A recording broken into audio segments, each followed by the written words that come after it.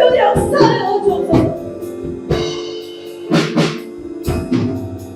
아버지 하나님, 그 한없는 사랑이 우리와 함께 하시는 믿습니다. 우리의 상한 마음을 보시고 우리의 눈물을 아시는 하나님, 하나님 오늘도 이 자리에 함께 하시고 말씀하시고 능력으로 역사하여 주옵소서. 오늘도 저희가 예배 드릴 때 이 자리에 하나님의 사랑을 하는 아들과 딸이 있습니다.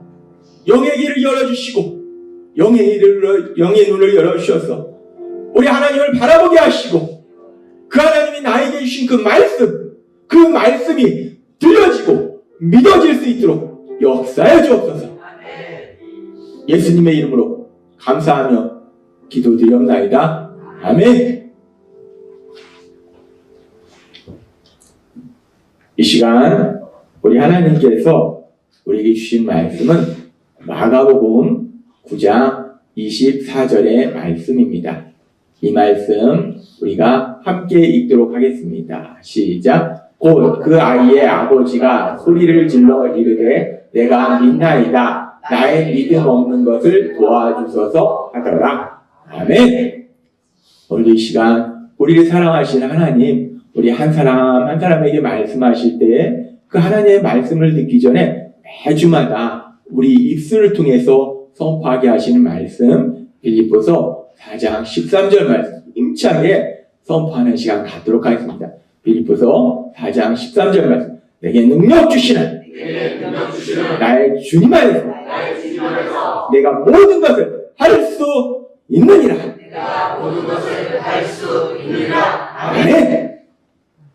우리가 예배를 드리면서 시작하면서도 항상 참 감사한 것은 우리 하나님이 매주마다 너희가 죽도록 생명 바쳐서 세상에서 일할지니라 라고 말씀하시는 것이 아니라 우리 하나님이 매주 선포하게 하시는 것이 우리 하나님이 나에게 능력을 주셔서 내가 세상을 살아갈 때 이 세상이 얼마나 험하고 악해요. 별별 일이 다 있습니다.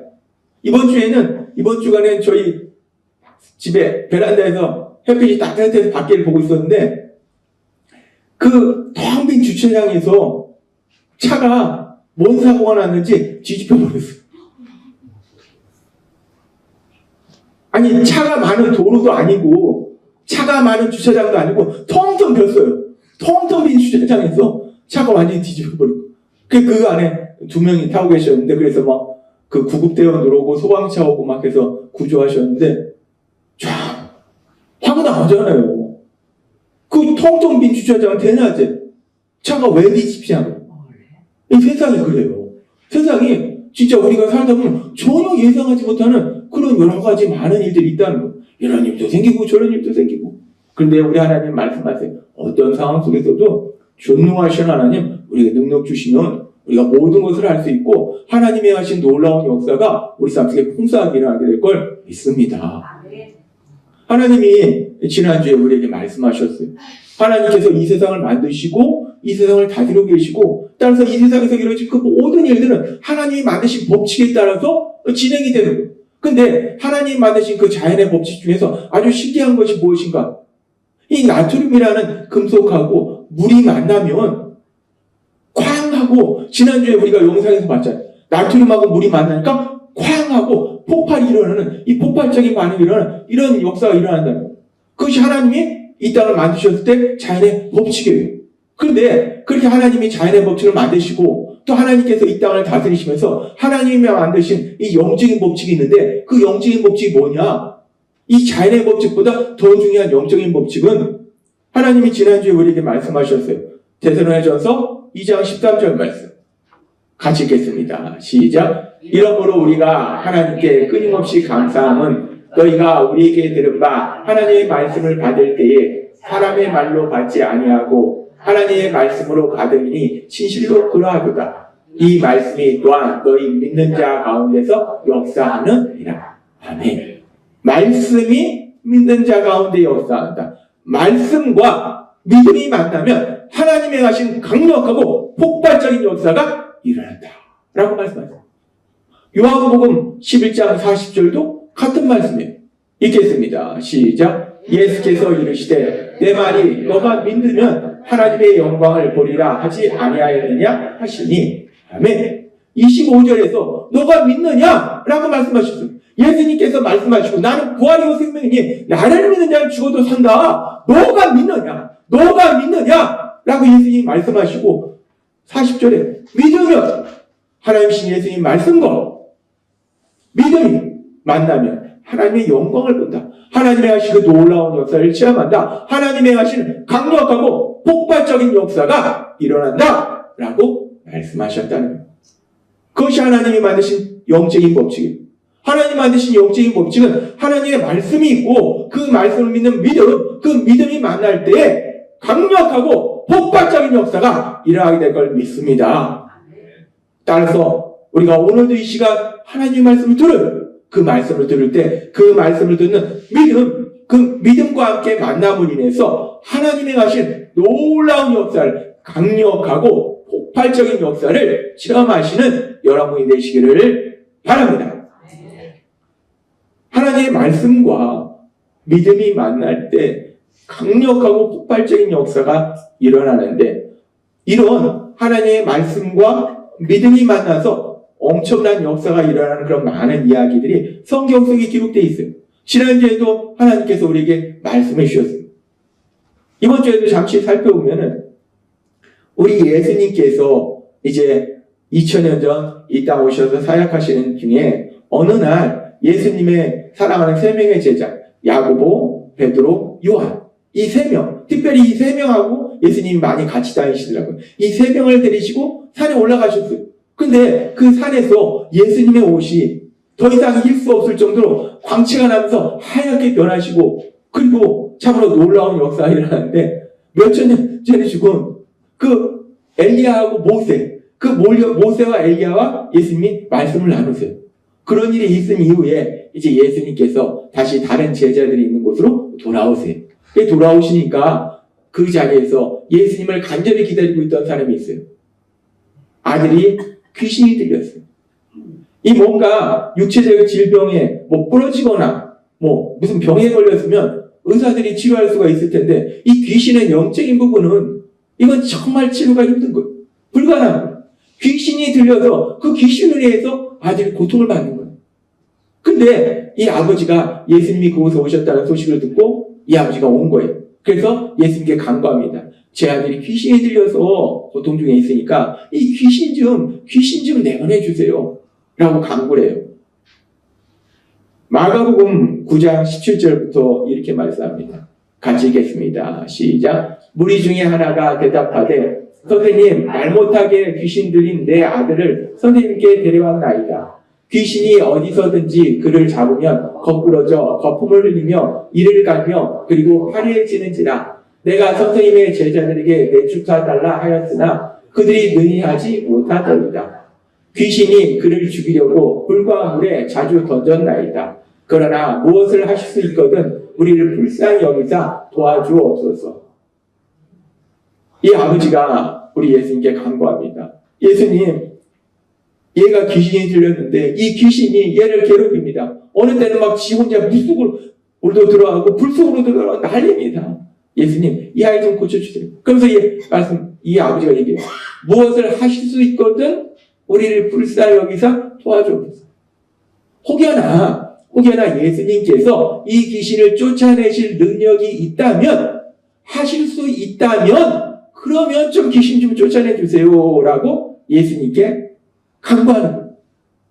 하실 수 있으면, 예수님이 하실 수 있으면 좀 쫓아내주세요 라고 간구를 해요. 근데 예수님은 하나님이시잖아요. 모든 것을 하실 수 있잖아요. 예수님이 하실 수 있느냐 없느냐의 문제가 아닌 거예요. 이거는 예수님은 모든 것을 할 수 있는 하나님이시라는 거예요. 그러니까 예수님이 이 아버지에게 정확하게 말씀하시는데 뭐라고 말씀하시는가?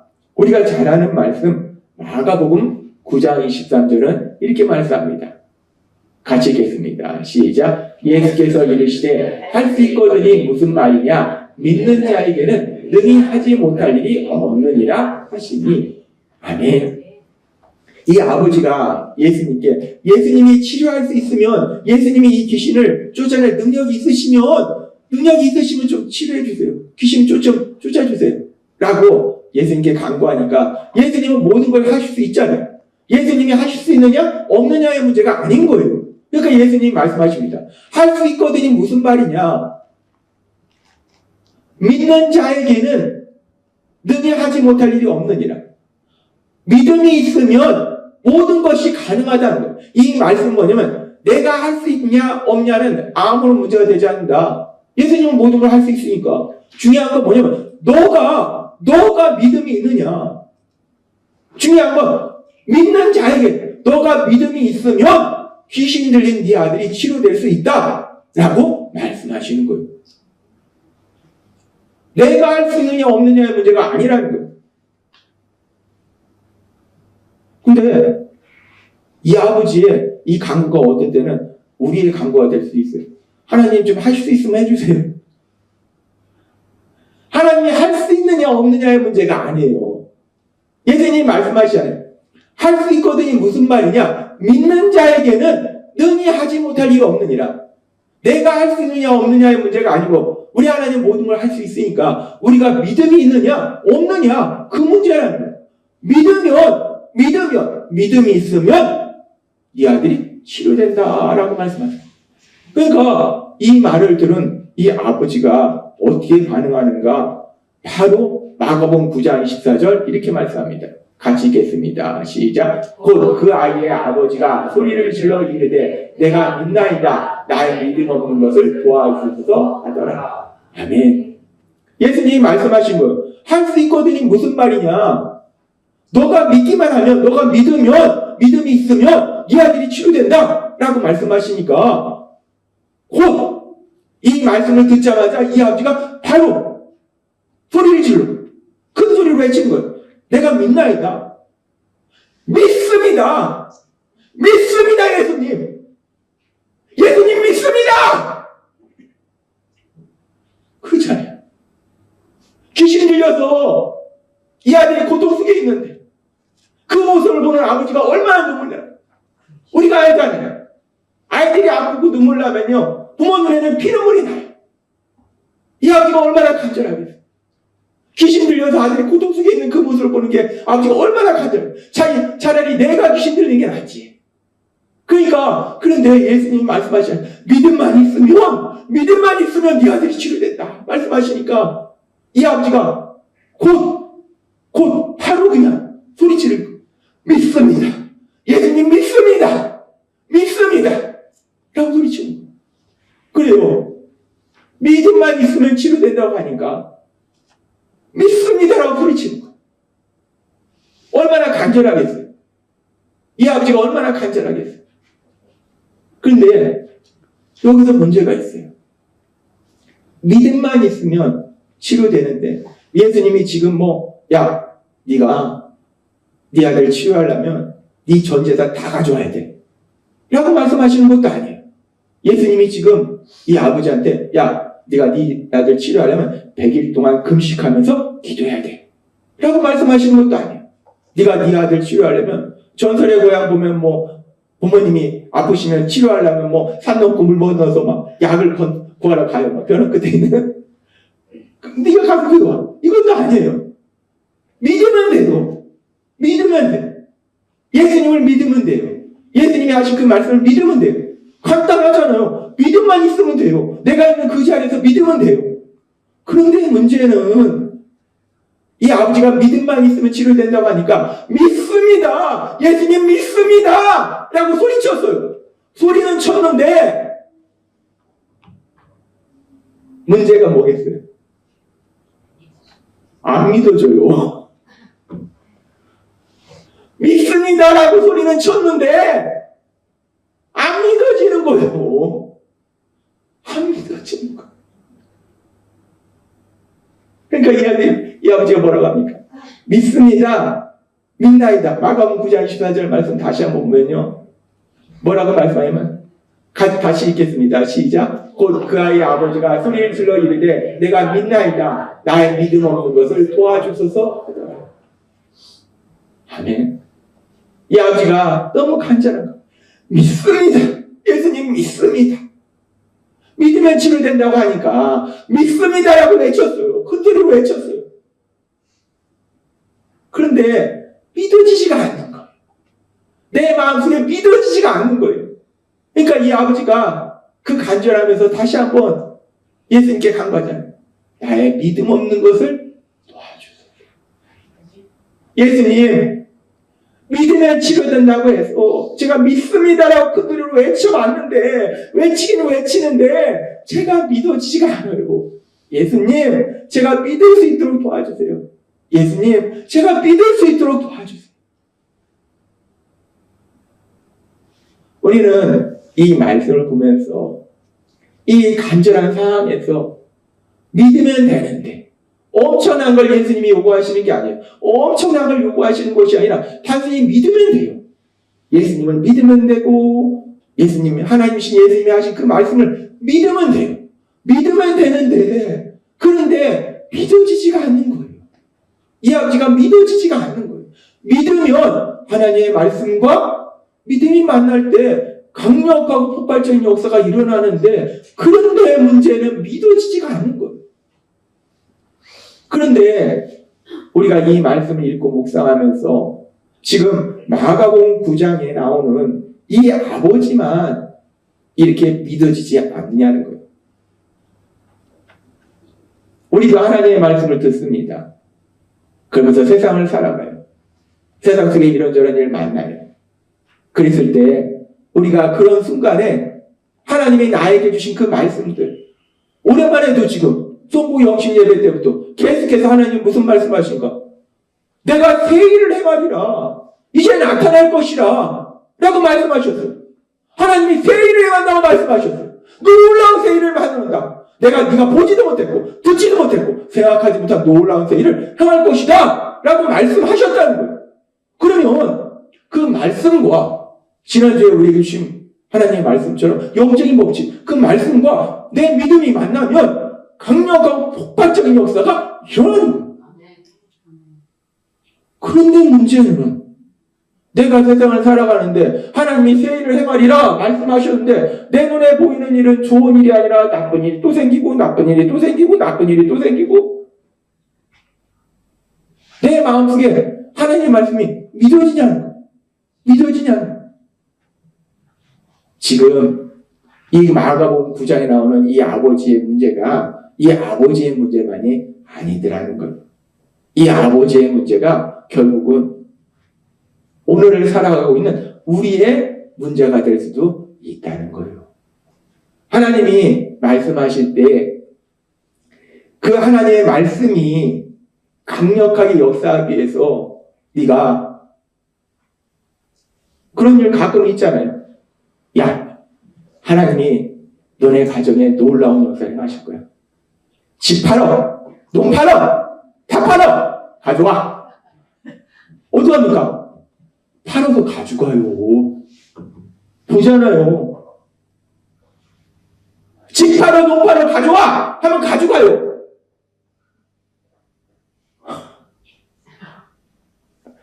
갖다 줘요. 그리고 기름을 드려요. 아무 일도 안 일어나죠.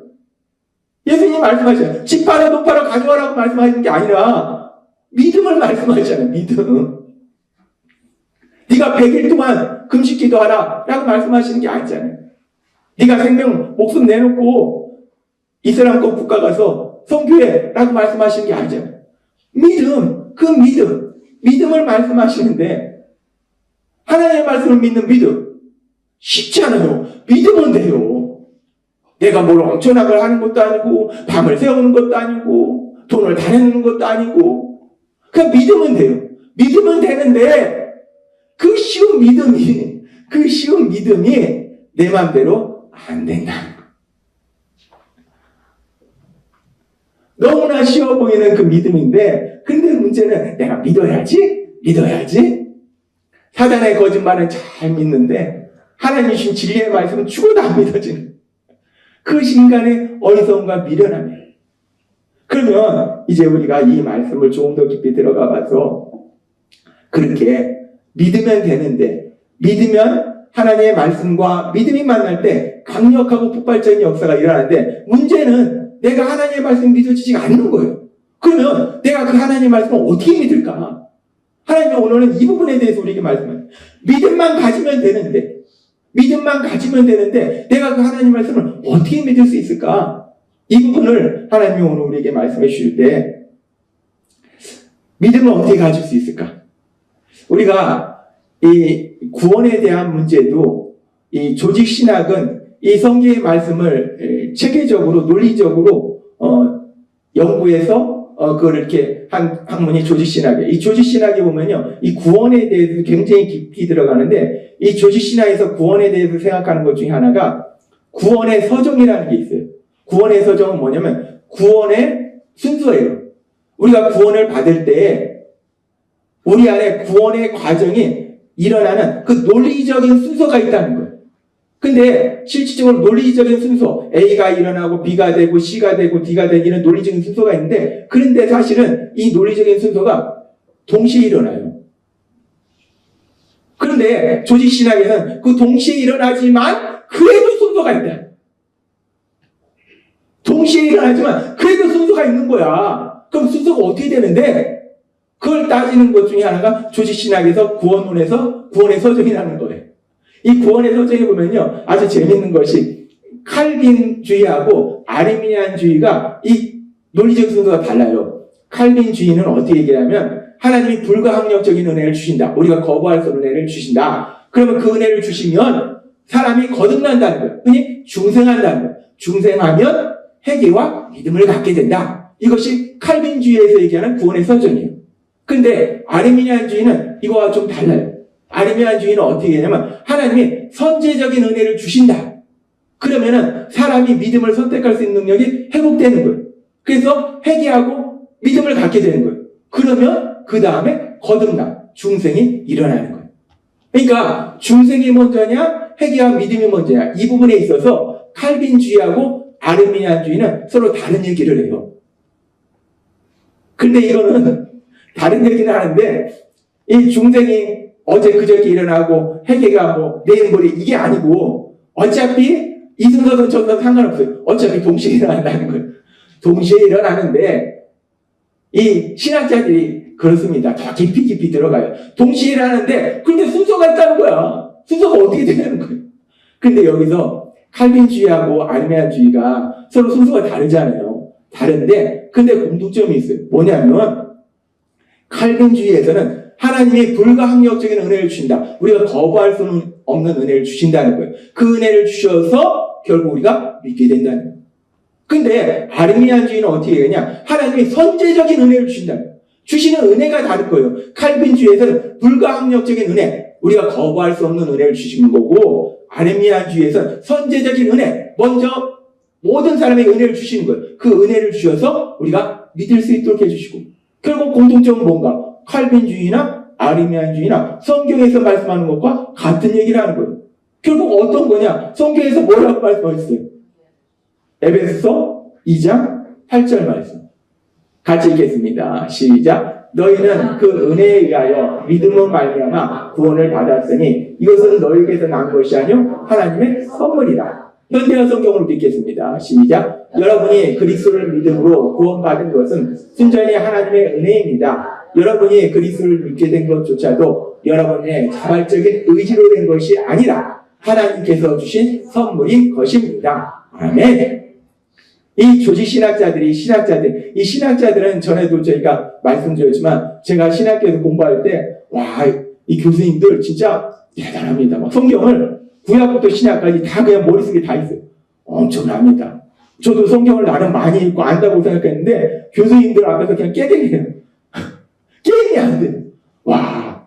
그러니까 이렇게 성경 말씀 많이 하니까 이분들은 에베소서 2장 8절은 믿음이 하나님의 선물이라는 거예요.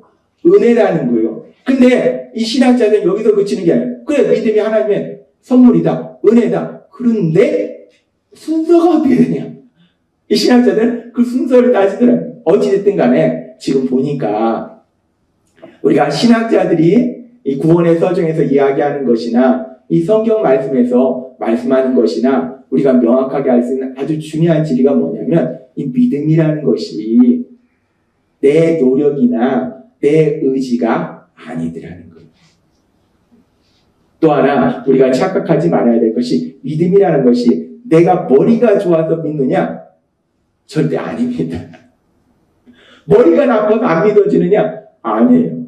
오히려 머리 좋은 사람들이 잘 안 믿어요. 또. 이 자기 머리로 생각하는 거거든요. 머리가 좋다고 믿어지는 것도 아니고 내 의지도 아니고 내 노력도 아니고 믿음이란 무엇인가? 에베소서 2장의 말씀처럼 하나님의 선물이라는 거예요. 하나님의 은혜라는 거예요. 우리 예수님을 믿는 것이 하나님의 은혜고 우리가 하나님의 말씀을 듣는 것도 하나님의 은혜라는 거예요. 그러면 난감해집니다.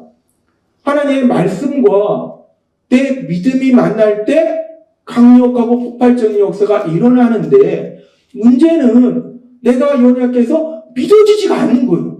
믿음이 생기지 않는 거예요.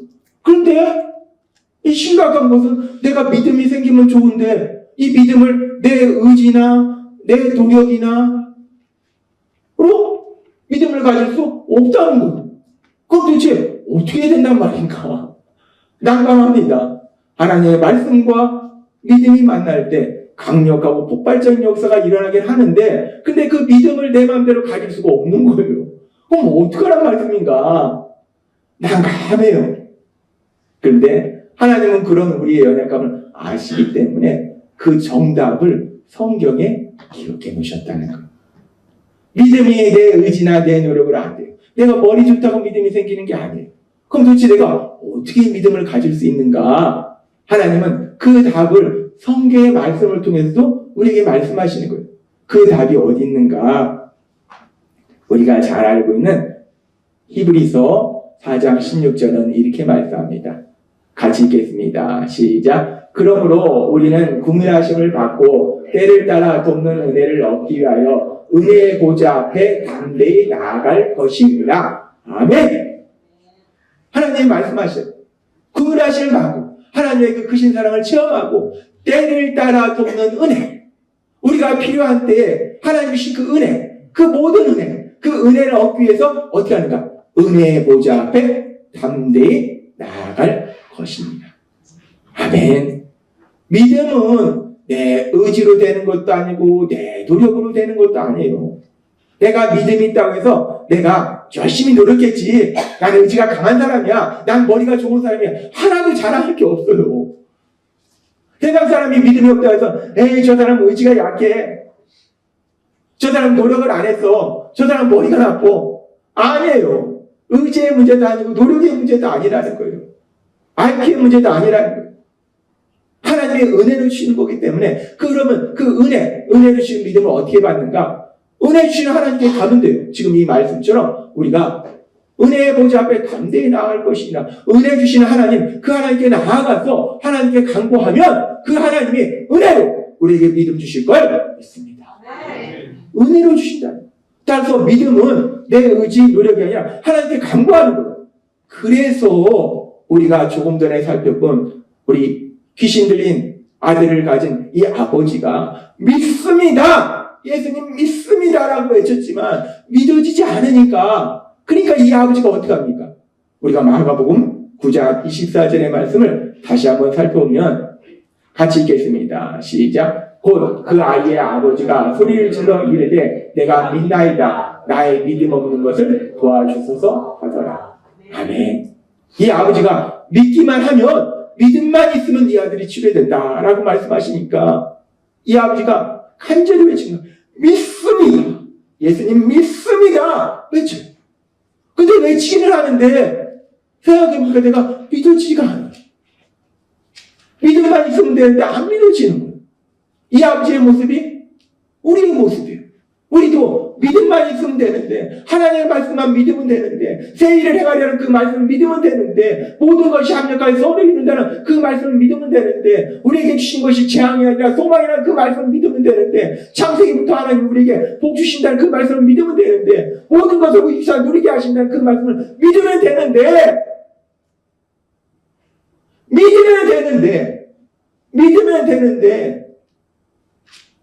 안 믿어지는 거예요. 그러니까 이 아버지가 얘기하잖아. 나의 믿음 없는 것을 도와주소서. 이브설의 말씀처럼 은혜 주시는 하나님께 간구하잖아요. 예수님, 제가 믿음이 없습니다. 저에게 믿음을 주옵소서. 예수님 저에게 믿음을 주옵소서 라고 이 아버지가 간구하더라고요. 근데 오늘 이 시간 이 말씀을 듣는 우리도 이 아버지처럼 믿음이 필요해요. 우리가 이 땅을 살아갈 때 하나님이 우리에게 주신 약속의 말씀들이 있어요. 그 말씀들이 내 삶이 되는 강력하고 폭발적인 역사, 그 역사를 체험하기 위해서는 우리도 믿음이 필요하다. 하나님의 말씀을 믿는 믿음, 그 믿음이 필요하다. 그래서 하나님이 오늘 우리에게 말씀해 주신 거예요. 이 아버지를 통해서 우리에게 말씀해 주신 거예요. 이 아버지가 어떻게 합니까? 나의 믿음 없는 것을 도와줬어 라고 하나님 신 예수님께 간구하잖아요. 이 아버지의 간구가 오늘 말씀을 듣는 우리 모두의 간구가 되었으면 좋겠습니다. 우리가 하나님 아버지 앞에 말씀드려요. 하나님 아버지 저의 믿음 없는 것을 도와주옵소서. 하나님 아버지 저의 믿음 없는 것을 도와주옵소서. 하나님 아버지 제가 하나님의 말씀을 믿게 하옵소서. 하나님 아버지 저에게 믿음을 도와주옵소서. 제가 하나님의 말씀을 믿을 수 있도록 하나님 역사해 주옵소서. 이 아버지의 간구가 우리의 간구가 될 때 우리 하나님께 하나님 저의 믿음 없는 것을 도와줘. 믿음 없는 것을 도와줘. 저는 목회자잖아요. 날마다 말씀을 읽고 묵상하잖아요. 제가 미국에서 신학 공부할 때는요. 진짜로 새벽부터 일어나가지고요. 새벽 4시에 일어나서 밥도 안 먹고 어떤 때는 저녁 때까지 하루 종일 말씀 읽고 그리고 정리하고 또 듣고 정리하고 그러다 아내한테 밥 안 먹고 일한다고 부자기 혼나고